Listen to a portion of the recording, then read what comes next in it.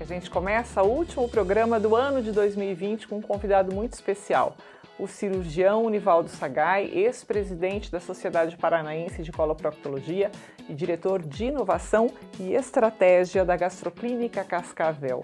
Boa tarde, seja bem-vindo, doutor. Boa tarde, Soraya. Boa tarde, telespectadores. É um prazer estar aqui, Soraya. Para nós também, viu, doutor Sagai? Geralmente, nessa época do ano, quando a gente está finalizando o programa, eu pergunto para os convidados se eles se sentem com a sensação do dever cumprido durante o ano, né? Fazem projeções, se conseguiram realizar tudo aquilo que se propuseram a fazer. Agora, esse ano não dá para fazer esse tipo de pergunta, porque foi um ano totalmente inesperado, mas eu quero saber qual é a sensação que o senhor tem, doutor Sagai, de chegar aí no finalzinho de 2020, depois de toda essa pandemia, ainda nesta pandemia. O que o senhor sente, doutor Sagai?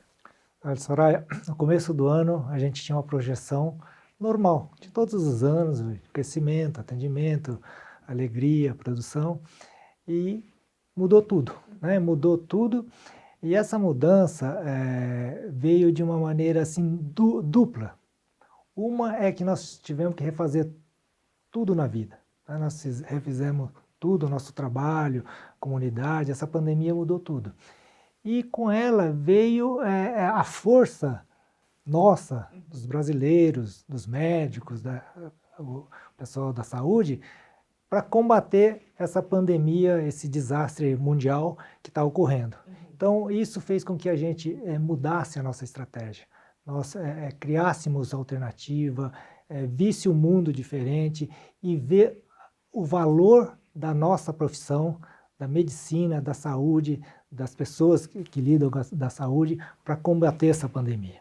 E isso é o que está fazendo essa diferença no nosso país e no mundo, né? Então a gente está assim extremamente assim, empenhado, orgulhoso e preocupado com essa pandemia, com a população, que é o nosso dever cuidar da saúde de todos. Certo, a sensação então é um pouco de aprendizado, um pouco assim, se sentindo um pouco realizado com as medidas que foram tomadas, que vocês incorporaram, mas a preocupação ainda está aí dentro do coraçãozinho, pelo jeito, doutor Sagai. Exatamente, e aí a gente vê o quanto a saúde, a política, a justiça, a comunidade, a educação, o interesse, o comprometimento tem um resultado.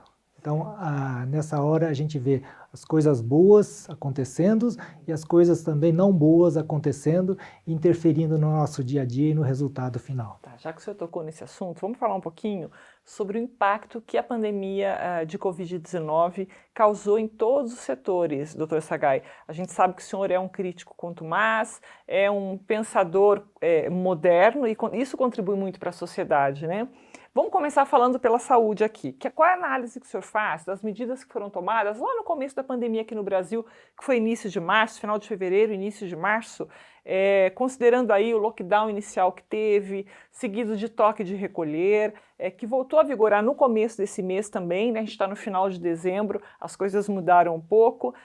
O senhor considerou assertivas as medidas que foram tomadas, levando em questão também as condições socioeconômicas? Isso falando em nível de Brasil, de estado do Paraná e de Cascavel?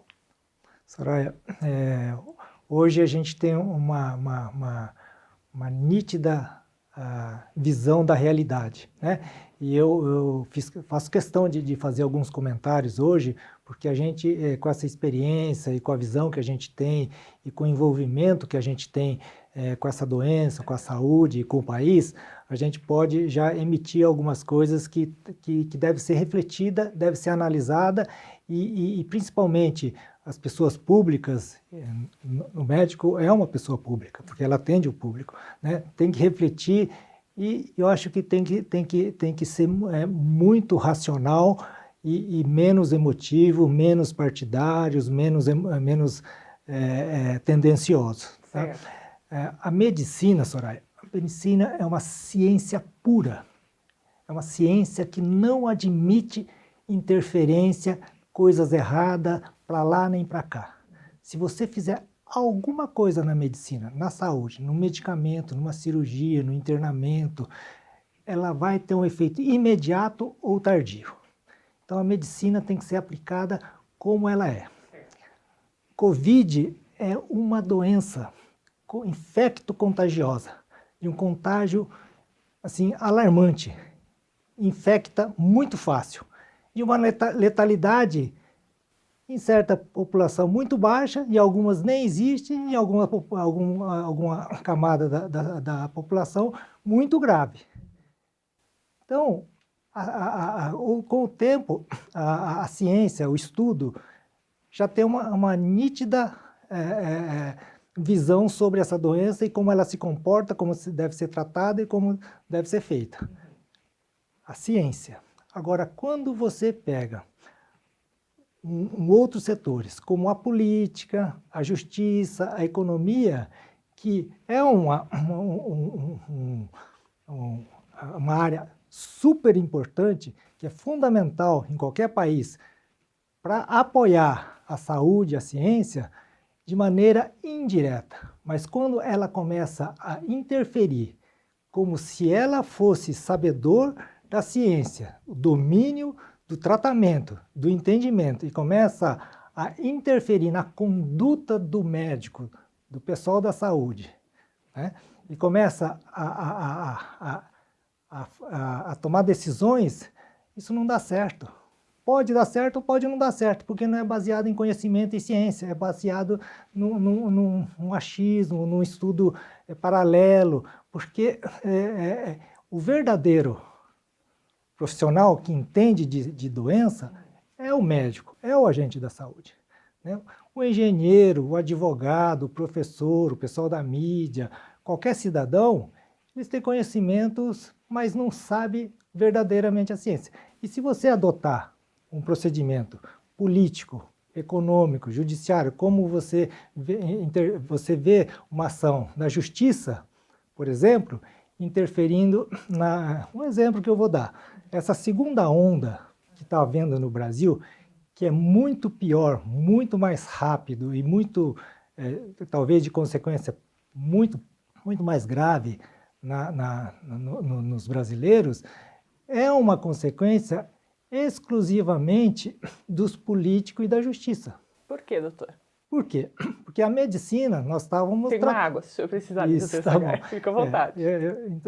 Então a medicina já está sabendo, você lembra que em março começou a aparecer, em junho, julho foi o pico, com o tratamento, controle, máscara, distanciamento, álcool em gel, ela começou a cair. Em setembro começou a política. Os candidatos a vereadores a se programar para a campanha, começou a abrir os restaurantes, o comércio noturno, setembro começou a abrir. Então, quem que abriu o comércio noturno? Foram os políticos, a justiça. Quem que liberou a eleição para novembro? Foi a justiça. Nessa eleição, simplesmente 500 mil de candidato a vereadores começou a espalhar de uma maneira organizada a Covid. Começou a ir em casa, bairro em bairro, pegar nas mãos, abraçar, fazer discurso, tomar cafezinho. Promoveu o aglomeramento voluntário, intencional, para que conseguisse a sua eleição. Com isso, o que aconteceu no Brasil? Outubro, novembro, dezembro, rapidamente, em um mês, 40 dias, o pico alcançou acima do que havia há 4 meses, onde ainda a procura do conhecimento, do entendimento da doença. E você vê, agora, o lockdown, a saúde entrou em caos e vai persistir por 2, 3 meses. Então, essa pandemia, essa segunda onda, num país onde deveria estar baixando, porque nós estamos no verão, estamos numa situação em decréscimo, no próximo inverno, que os outros países estão acontecendo, a segunda onda, no nosso país está acontecendo agora. Está aí, portanto, a análise inicial do Dr. Sagai aqui no Medicina e Saúde, essa retrospectiva 2020 sobre a pandemia. A gente volta já já.